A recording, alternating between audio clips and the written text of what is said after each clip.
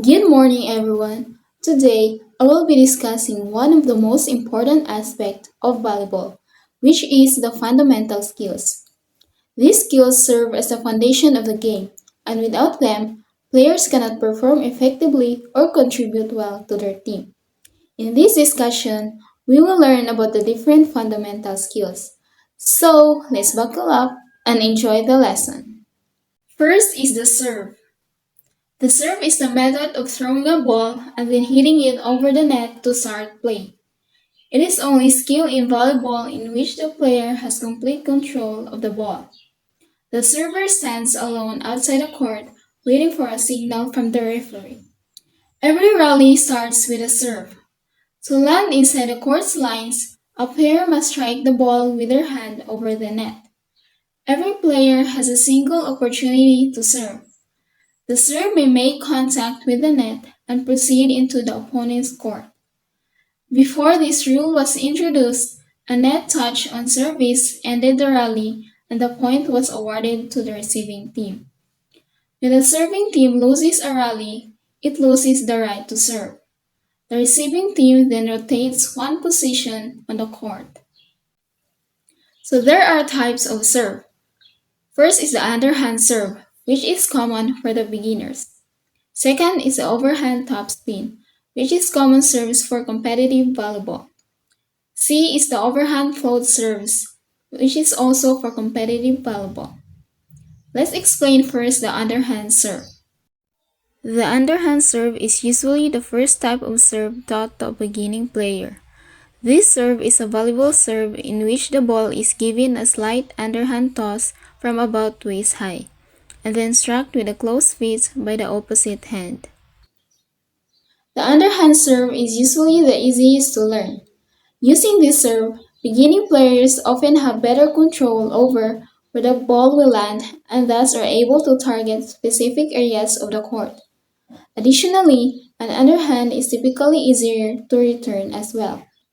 In high-level volleyball competition, underhand serves are rarely used because they are usually much easier to hit and receive than other server styles.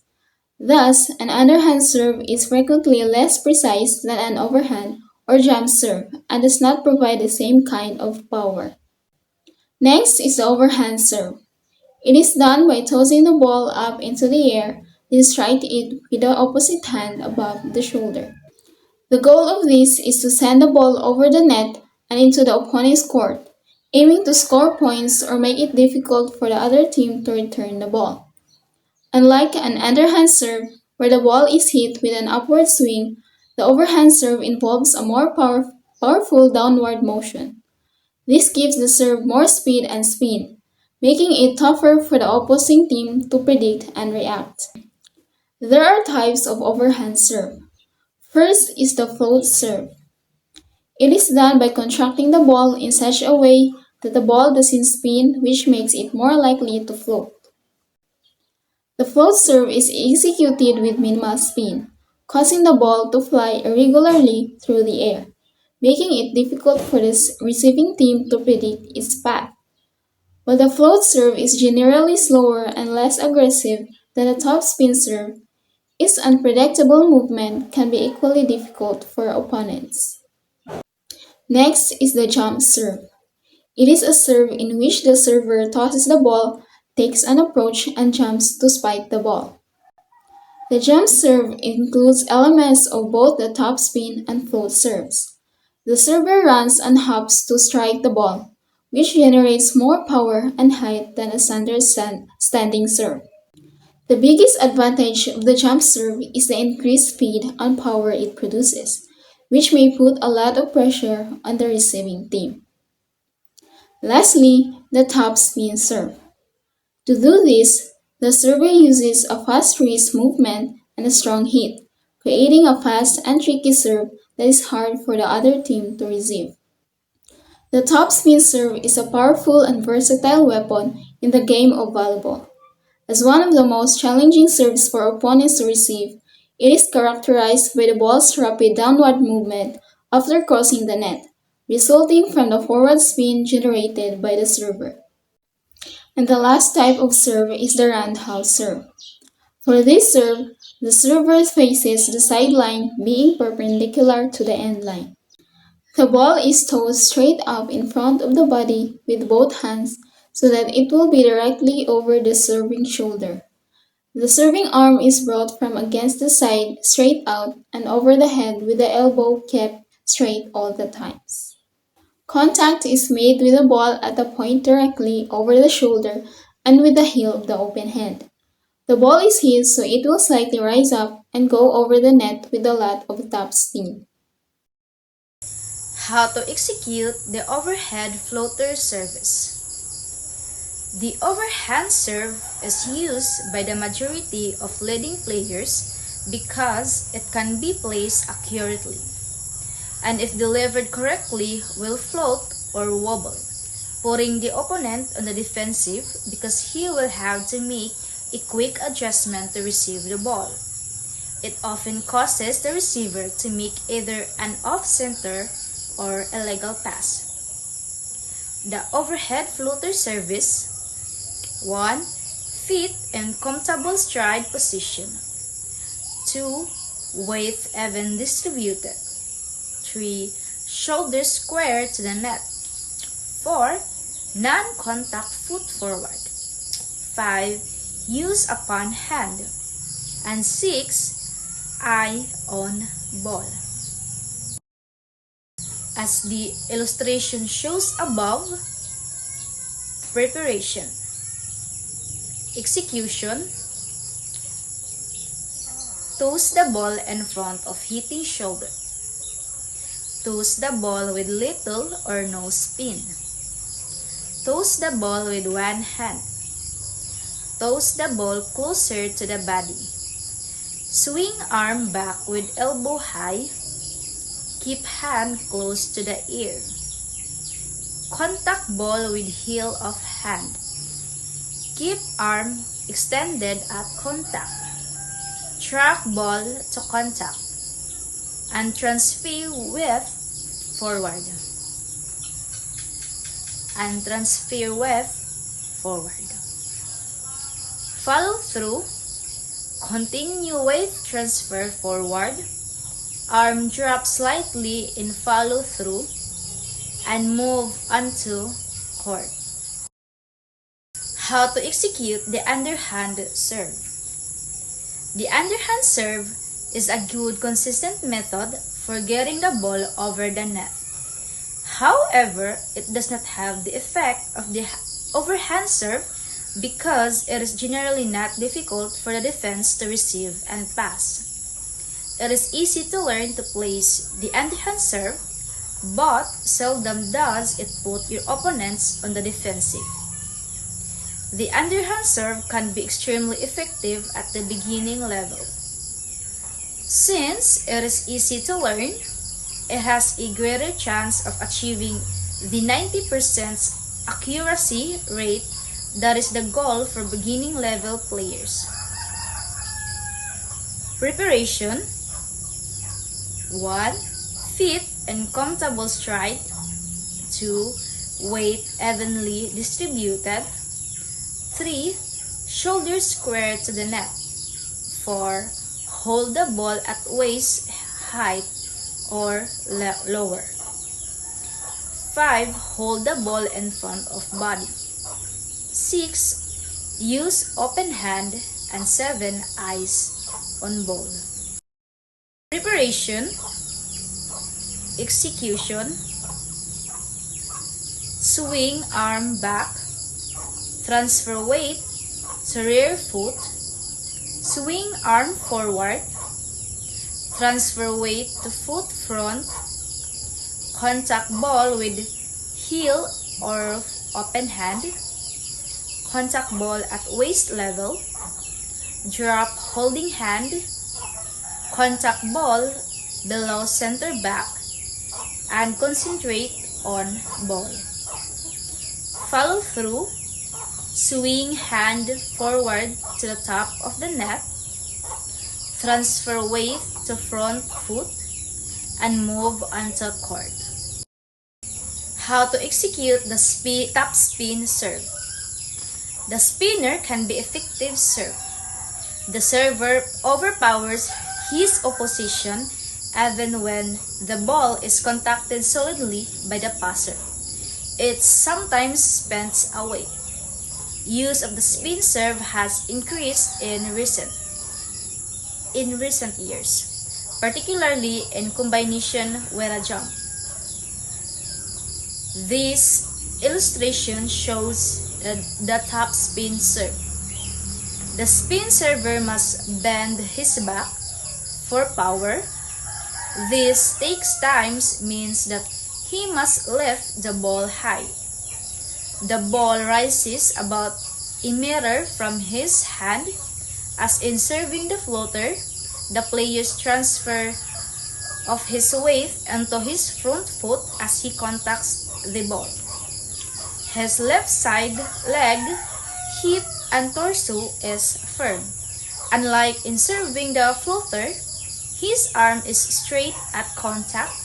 It is also vertical as in spiking. The server snaps his wrist over the ball, giving it top spin. Server finishes his motion with balance. Preparation, execution, toss the ball behind sitting shoulder, toss ball with little or no spin, swing hitting arm back, keep elbow high and close to ear, contact ball with heel of open hand, contact ball with arm fully extended, snap wrist forcibly, keep eyes on ball until contact. Follow through, feet on comfortable stride, weight evenly distributed, shoulders and feet angled towards sideline, eyes on ball toss position. How to execute the roundhouse floater serve. The roundhouse floater serve can be delivered with great force, but the top spin makes it follow a very straight course. It is not too difficult to judge and receive it. By just getting into position for receiving the ball, the opponent can gain impetus for hit pass from the force of the serve. The roundhouse floater serve is a powerful overhand volleyball serve that uses a circular sweeping arm motion.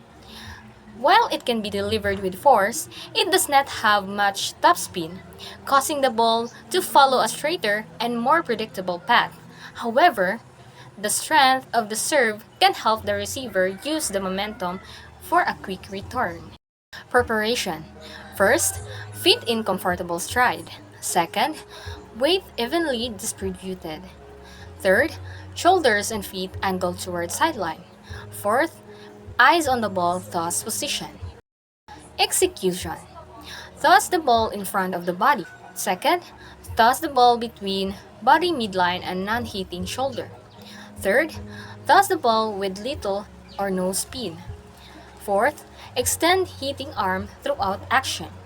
Fifth, contact the ball with heel and open hand. Sixth, keep wrist lock. 7. Rotate body into contact. 8.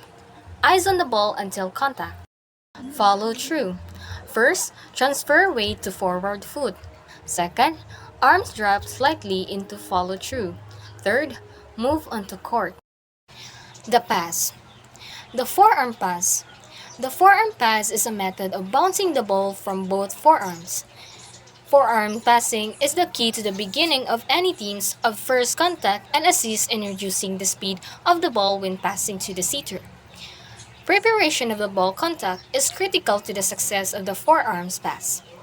The forearm pass is the first basic volleyball skill you should learn. This skill is also referred to as to use receive serves, receive spikes, play any ball and waist height or lower and play any ball that has gone into the net. The forearm pass is a foundational volleyball skills used to receive serves, control spikes, and handle balls close to the ground or the net. This technique helps slow down the ball and directs it to the setter for an organized play. Preparation.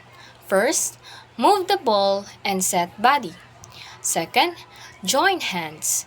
Third, feet in an easy stride position, shoulder width apart. Fourth, bend knees, keep body low. 5. Form platforms with arms. 6. Thumbs parallel. 7. Elbows lock. 8. Arms parallel to thighs. 9. Back straight. 10. Eyes track ball. Execution. First, receiving ball in front of body. Second, slight extension of legs. Third, no arm swing. Fourth, transfer weight forward. Fifth, contact ball away from body. Sixth, slant platform towards target. Seventh, hips move forward. And eighth, watch call contact arm. Follow through. First, keep hands joined. Second, elbows remain locked. Third, platform follow ball to target. Fourth, keep arms below shoulder level. Fifth, transfer weight toward target. And sixth, watch ball to the target. Hi everyone! Today, I'm going to talk about the overhead pass in volleyball, both front and back, and also the dig. These skills are very important because they help the team control the ball and set it up for a successful attack. Let's start with the overhead pass. Overhead pass, front and back. What is it? The overhead pass is a way to redirect the ball with accuracy. It's mostly used by the setter as the team's second contact. The setter places the ball above waist level so that the spiker or attacker can hit it into the opponent's court. Preparation steps. 1. Move to the direction of the ball. 2. Get into a stable possession. 3. Square your shoulders to the target. 4. Keep your feet in a comfortable stride. 5. Bend your arms, legs, and hips a little. 6. Hold your hands 6 to 8 inches above your forehead. 7. Make a window with your hands to see the ball. And lastly, 8. Follow the ball to your target. Execution. 1. Make contact with the ball on your fingers. 2. Bend your back slightly. 3. Use your upper joints, not your palms. 4. Spread your fingers and thumbs. 5. Extend your arms and legs toward the target. 6. Direct the ball to the height you want. 7. Aim the ball to the sideline or attacker. Back overhead pass. The back overhead pass looks the same as the front pass at first. The only difference is that when the ball makes contact, you push your hips forward so that the ball goes backward instead of forward. The quicker and stronger your hip push, the farther back the ball will go. The dig. What is it? The dig is a way of receiving a hard spike.